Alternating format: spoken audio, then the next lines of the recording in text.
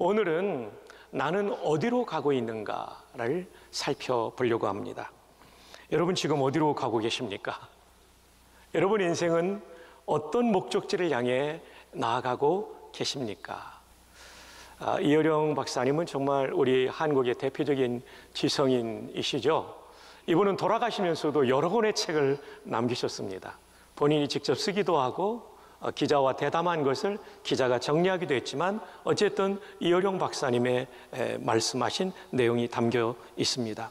메멘토 모리라는 책이 있는데요, 이 74쪽에 보면 인간은 어머니의 아기집에서 나와서 자궁에서 나와서 무덤을 향해 가는 존재다, 이렇게 인생을 정리해 놓았습니다. 영어로 보면 아기집이 wom이잖아요. B가 발음되지 않죠. 무덤은 흄입니다. O 발음이지만 U로 발음하죠. 흄입니다. 여기의 차이는 W와 T의 차이죠. 맨 앞 글자의 차이일 뿐이지 나머지는 같아요. 자, 인생은 어떤 존재인가? 어머니의 태에서 나와서 무덤을 향해 가는 존재이다. 우리가 참 듣기 싫은 얘기일 수 있지만 이것은 엄연한 사실이죠. 우리 모두는 머지않아 죽음을 맞이하게 될 것입니다. 그런 면에서 이어령 박사님이 자궁에서 나와서 무덤을 향해 가는 존재라는 이 정의는 매우 의미 있는 정의라고 생각합니다. 성경에도 그런 얘기가 나옵니다. 오늘 우리가 조금 전에 읽었던 히브리서 9장 27절에 보면 한 번 죽는 것은 사람에게 정한 것이요 그 후에는 심판이 있으리니, 모든 인류에게 정해진 것이 죽음이라는 것입니다. 여러분도 피할 수 없고 저도 피할 수 없습니다. 인생은 그 누구도 죽음을 피할 수 없는 존재임을 성경은 말하고 있고, 이거는 모든 인간이 또한 알고 있는 내용이죠. 문제는 그 후에 심판이 있는데, 심판의 기준은 지난주에 말씀드린 것처럼 내 이름이 생명책이란 예수 믿는 사람의 명단이 기록된 예수 믿는 사람의 호적과 같은데, 그것이 없다면 우리는 천국 가지 못하고 지옥 간다라고 말합니다. 한 번 죽는 것은 사람에게 정해진 일입니다. 그래서 그 유명한 다윗 왕, 영어로 말하면 데이빗이라는 이름을 가졌던 이 왕도 그의 죽음이 임박했을 때 이런 말씀을 남깁니다. 열왕기상 2장 1절 이하에 보면 다윗이 죽을 날이 임박함에 죽음이 가까워졌다는 거죠. 그의 아들 솔로몬에게 명령하여 이르되 내가 이제 세상 모든 사람이 가는 길로 가게 되었노니, 세상 모든 사람이 가는 길, 그게 죽음을 향해 가는 길이죠. 누구도 피할 수 없는 그 길이죠. 훌륭한 믿음의 인물이었던 다윗 왕도 죽음의 길을 갔습니다. 저도 갈 거고 여러분도 갈 거예요. 그런데 우리는 이 심각한 죽음의 두려움을 이긴 사람을 발견하게 됩니다. 죽음의 학문적 영역을 그렇게도 깊이 연구했던, 소위 말해서 죽음학, 사나톨로지, 사나토스는 죽음이라는 그리스 말이고 로지는 그리스 말의 로고스, 말, 이론, 학문이라는 뜻을 가진 단어죠. 그래서 사나토스와 로고스가 합해진 사나톨로지는 죽음학이라고 번역되죠. 죽음학의 전문가조차도 정작 자신의 죽음 앞에 두려워할 수 없었건만, 그러나 이 죽음의 문제에 대하여 당당할 뿐만 아니라 죽음을 기쁘게 맞이하고 있는 한 사람을 우리는 성경에서 만날 수 있습니다. 영어식 이름으로는 폴이라고 불려지는 바울 사도입니다. 우리가 함께 그가 한 말을 들어볼까요? 자, 빌립보서 1장입니다. 22절. 그러나 만일 육신으로 사는 이것이 내일의 열매이신데, 육신을 가지고 살면서 사람들을 돌보면서 사람들이 구원도 받고 성장해가는 열매를 본다는 얘기죠. 무엇을 택해야 하는지 나는 알지 못하노라. 내가 그 둘 사이에 끼었으니 생과 사는 것과 죽는 것의 경계선상에 끼어 있으니 차라리 세상을 떠나서, 우리말로 옮기면 별세해서 그리스도와 함께 있는 것이, 천국에서 그리스도와 함께 있는 것이 얼만큼 좋은 일이라고 써 있습니까? 훨씬 더 저는 어느 날 늘 읽었던 이 말씀이 눈에 확 들어오던 순간이 있었어요. 조금 더라는 표현을 쓰지 않습니다. 훨씬 더, 훨씬 더. 세상 사람들은 죽음을 기분 나쁘게 생각하잖아요.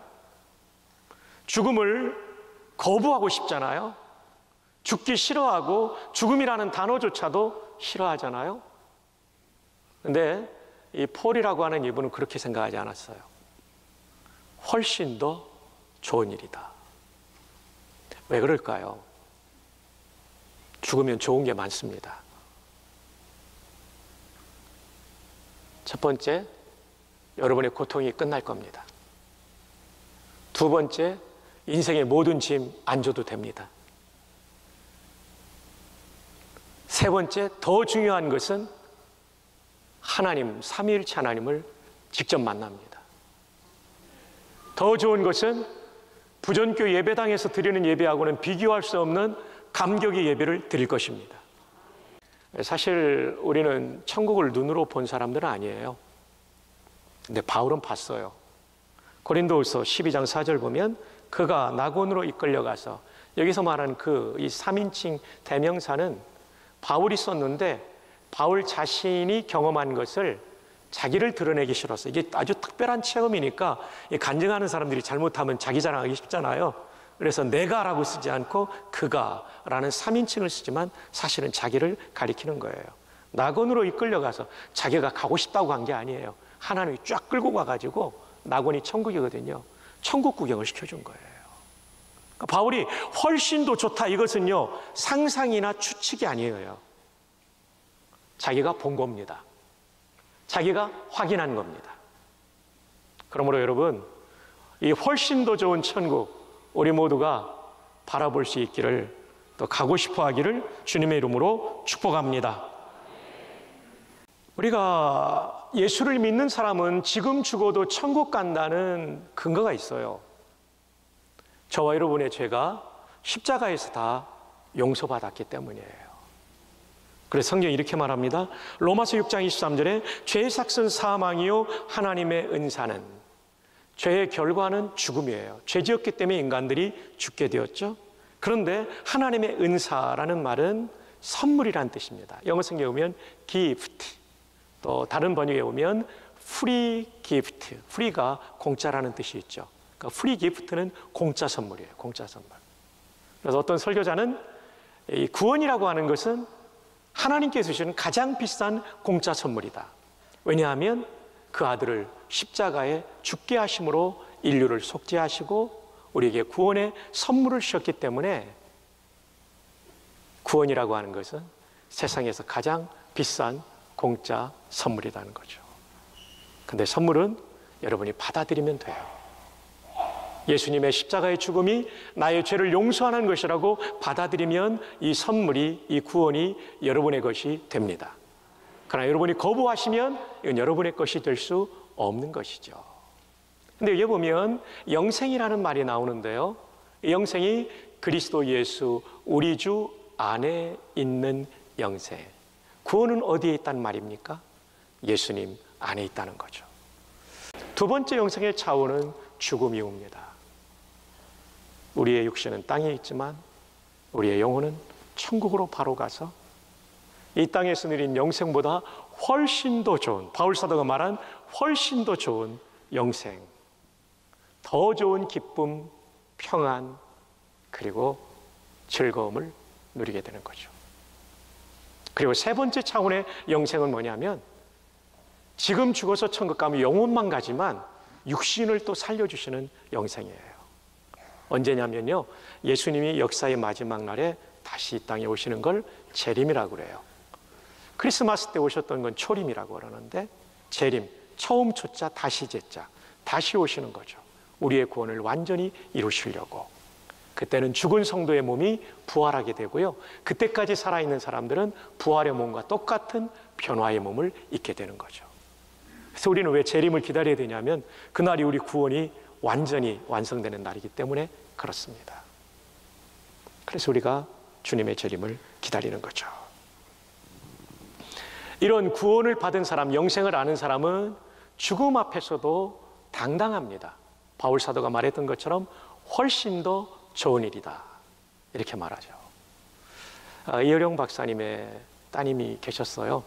제가 미국에서 부목사였던 남가주 사랑의교회 집사님이셨고, 제가 갔을 때 LA 지방 검찰청 검사하셨고, 좀 뒤에는 이 방황하는 청소년들, 마약하고 이 갱에 들어간 청소년들을 돕기 위해서 검사직을 버리고 스스로 변호사가 되었던 아주 훌륭한 집사님이셨어요.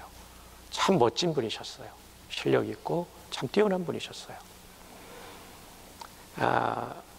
이분이 이제 암으로 돌아가셨는데요. 아버님보다 먼저 돌아가셨죠. 그리고 나중에는 이제 목사님을 또 목사님의 그 직분을 받고 또 목사님으로도 활동했던 이민아 집사님. 저는 집사님이 편해요. 그렇게 오랫동안 불렀기 때문에 참 귀한 분이시죠. 이어령의 마지막 수업이라는 책 221쪽에 이어령 박사가 딸의 죽음에 대해서 이렇게 말해요. 이어령의 마지막 수업, 이 책에서요. 그 애는 죽음 앞에서 두려워 벌벌 떨지 않았어. 이게 지금 김수지라는 기자와 대담하면서 쓴 책이기 때문에 이렇게 대화체로 그대로 남아있어요. 그 애는, 내 딸 그 애는 죽음 앞에서 두려워 벌벌 떨지 않았어. 의사가 말하기를 지금 병원에서 나가면 3개월 살 수 있고 병원에서 치료받으면 6개월 살 수밖에 없다는 선고를 받았지만 내 딸은 너무나 태연했어. 의사가 놀랄 정도로 태연했어. 그리고 대학을 졸업하고 유학을 간 이후 나와 함께 그렇게 오래 산 적이 없었어. 의사는 3개월, 치료받으면 6개월이라고 말했지만 1년을 한국에서 나와 함께 살면서 내 딸은 죽음에 맞서 싸우지 않고 죽음을 받아들이며 살았어. 그리고 심장이 멎는 그 순간까지 복음을 전했지. 하루에 2-3시간씩 말씀을 전하는데 암 사기가 되어서 그렇게 고통스러운 순간에도 내 딸 미나는 생명의 복음을 전했고, 그리고 기도하다가 쓰러져 6시간 만에 하나님의 품에 안겼지 하고 이어령 박사님이 따님의 죽음을 설명해요. 그리고 나서 이 책에서 이어령 박사는 이런 얘기를 합니다. 죽음 앞에서 당당하게 홀로 웃을 수 있는 사람은 역사적으로 예수 한 분뿐이었다네. 그래서 나는 기독교인이 됐어. 여러분, 이어령 박사님 책을 읽으면요, 동서양을 넘나듭니다. 그리고 과학과 문학과 그리고 때로는 종교의 영역까지 넘나듭니다. 참 한 사람의 인간 속에 어떻게 이런 모든 역사와 문화와 철학이, 심지어 기호학이, 과학이 융합될 수 있는가? 대단한 학자인데요. 그분이 이런 얘기를 한 거예요. 죽음 앞에서 당당하게 웃을 수 있는 사람은 역사적으로 예수 한 분뿐이었다네. 그래서 내가 예수를 믿게 됐어. 맞습니다. 예수를 믿는 사람은 구원을 얻는데 예수님처럼 죽음 앞에 당당할 수 있는 것이죠. 귀하신 여러분께서도 이 영생을, 이 당당한 죽음을 이기는 승리를 소유할 수 있기를 주님의 이름으로 축복합니다. 키에르케고르는 이런 말을 했습니다. 죽음에 이르는 병은 절망이다. 여러분, 절망하다 보면 사실 몸도 마음도 약해져서 죽게 된다는 거 아닙니까? 그러나 이 병에 걸리는 것은 인간뿐이다. 동물은 절망이라는 병에 걸리지 않는다. 아담의 원죄로 말미암아 추방된 모든 영혼에는 갈망이 있고, 어떤 갈망입니까? 전도서라는 성경에 나오는 것처럼 영혼에 대한 갈망이 있는 거죠. 죽음 넘어 영혼을 살고 싶은 갈망이 우리에게 있는 거죠. 근데 이 갈망은 어디서 해결될 수 있습니까? 채워질 수 있습니까? 그것은 하나님께 돌아갈 때만 해결될 수 있는 것이다. 여러분, 우리는 솔직하게 죽음을 무서워하고 또 죽음을 이기는 그 무엇인가가 있기를 바라지 않습니까? 그 길은 하나님께 돌아올 때만, 예수를 구주로 믿을 때, 예수 안에 있을 때만 얻을 수 있다는 것을 여러분 마음으로 받아들이실 수 있기를 바랍니다. 여러분, 우리가 이 죽음의 문제가 해결되면요, 인생을 사는 게 달라져요. 이 땅이 전부인 것처럼 살다 보면 아둥바둥 삽니다. 그러나 죽음 너머에 영생이 있음을 알면 그때 의미 있는 것에 내 삶을 초점을 맞추고 또 조율해서 살아갈 수 있는 거죠. 죽음을 미리 생각하는 건 아주 중요합니다. 여기 젊은 분들도 계신데 이어령 박사님이 그래요. 젊을 때부터 죽음을 생각해야 인생을 제대로 살 수 있다. 제대로 살기 위해서는 죽음이 무엇인지 알아야 된다는 거죠. 또 이런 얘기가 있습니다. 어떤 분의 얘기인데, 죽음을 준비하지 않은 사람에게 죽음은 기습처럼 습격처럼 다가온다. 그러나 죽음을 준비한 사람에게는 죽음을 맞이할 수 있도록 다가온다. 오늘 이 예배를 드리는 분들이 죽음이 여러분을 습격하지 않도록 하시면 참 좋겠어요. 그러면서 그리스도인들, 성도의 죽음에 대해 어거스틴은 이런 얘기를 합니다.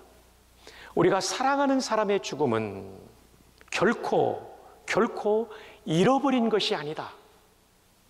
우리의 사랑하는 사람들이 돌아가실 때 우리가 누구를 잃었다 말하잖아요. 결코 잃어버린 것이 아니다.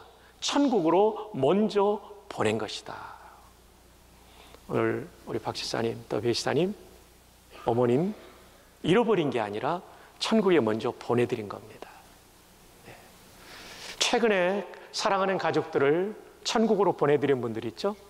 내 눈에 안 보이니까 잃어버렸다고 생각해요. 아니에요.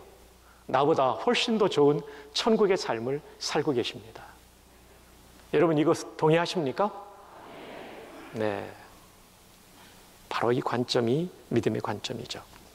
한 주일학교 선생님이 아이들한테 이런 질문을 했어요. 얘들아, 천국에는 어떻게 가지? 그랬더니 아무도 대답을 하지 않는데 김명섭이라는 어린이가 대답합니다. 이 김명섭은 조금 전에 사회를 본 김명섭 목사님을 가리키는 것입니다. 죽어야 가죠. 선생님이 원하는 대답은 예수 믿어야 가죠 였는데 아이의 대답은 죽어야 가죠. 근데 생각해보니까 둘 다 맞아요. 예수 믿어야 가지만 죽어야 비로소 천국에 들어가는 거죠. 그러니까 여러분, 죽음이 부정적인 측면이 아닌 것을 우리는 알게 되는 거죠. 천국에 들어가는 대문입니다. 죽음의 문을 열고 올해는 천국에 들어가고 예수님과 앞서간 성도들의 환영을 받게 되는 거죠. 우리의 모든 고통이 끝나는 그 천국, 세상의 무거운 짐이 다 벗겨지는 천국, 지상에 예배하는 비교할 수 없는 영광의 예배가 드려지는 천국, 날마다 새로운 기쁨이 있는 천국, 우리 모두 천국 갈 수 있기를 바랍니다. 그렇다고 빨리 가고 싶어서 자살하면 안 됩니다. 혼납니다, 하나님한테. 왜냐하면 우리는 아무리 힘들고 어려워도 이 땅에서 해야 될 사명이 있기 때문에 하나님이 나를 살려주시는 한, 때로는 내 인생이 가난하고 힘들고 어렵다 할지라도 우리는 꿋꿋이 한 걸음 한 걸음 이 순례의 여정을 걸어가야 되는 것이죠. 이 얘기를 드리고 오늘 말씀을 마치려고 합니다. 로마에 오래된 작은 대학이 있다고 합니다. 그 대학의 입구에는 이런 문구가 쓰여져 있다고 합니다. 그리고 그 다음에는, 이게 정문에 써 있대요. 이탈리아어로. 그리고 그 다음에는. 이것은 이 대학의 설립자가 쓰라고 해서 정문에 새겨놓은 것입니다. 왜 새기게 되었냐면 이 설립자는 아주 어렵게 대학 생활을 했어요. 돈이 없어서 아주 고생을 많이 했죠. 법대를 다니고 있었는데 등록금이 없어서 학교를 중단해야 될 때 로마의 어느 예수 잘 믿는 귀족 부인이 돈 없는 대학생들을 도와준다는 얘기를 듣고 찾아갔습니다. 저 어느 법대를 다니고 있고 제가 공부를 잘해서 세상의 어두움을 밝히고 싶습니다. 그래, 참 좋은 뜻이지 하면서 등록금을 선뜻 내줬어요. 근데 나가려는 순간 이 부인이 붙잡아요. 학생, 지금 이 돈으로 뭐 할 거지? 그야 대학에 등록금 내고 학기를 시작해야죠. 그 다음에는 뭐 할 거지? 열심히 공부해서 대학을 졸업하겠죠? 그 다음 뭐 할 거지? 변호사 시험을 치고 제가 법조인이 되겠죠? 그 다음 뭐 할 거지? 힘들고 어려운 사람들을 적은 돈을 받고 변호해주며 그들의 인권과 유익을 위해서 살아가겠죠? 그 다음 뭐 할 거지? 예쁜 색시를 만나 결혼하겠죠? 그 다음 뭐 할 거지? 아이도 낳겠죠? 그 다음에는 뭐 할 거지? 돈을 더 많이 벌면서 부인처럼 저도 어려운 젊은이들을 돕고 있겠죠? 그 다음 뭐 할 거지? 나이가 들어가겠죠. 그 다음 뭐 할 거지? 죽겠죠. 그렇다면 그 다음에는 잘 모르겠는데요. 부인이 말합니다. 죽음 이후에 무엇을 할 것을 알지 못하는 사람에게 내 돈을 줄 수는 없다. 청년은 그 자리에서 나오게 돼요. 그리고 하루 종일 그렇다면 그 다음에는, 그렇다면 그 후에는, 어릴 때 다녔던 주일학교의 가르침이 떠올라 죽음 이후의 문제를 해결할 수 있는 유일한 분이 예수 그리스도이심을 기억해냅니다. 그리고 그는 예수님을 구주로 모셔드립니다. 그가 대학을 세우면서 수많은 젊은이들에게 던지고 싶은 물음, 죽음 이후에 당신은 무엇을 어디서 어떻게 할 것인가? 그 물음에 대한 답이 있을 때 인생은 비로소 방황하지 않고 가치가 있을 것입니다.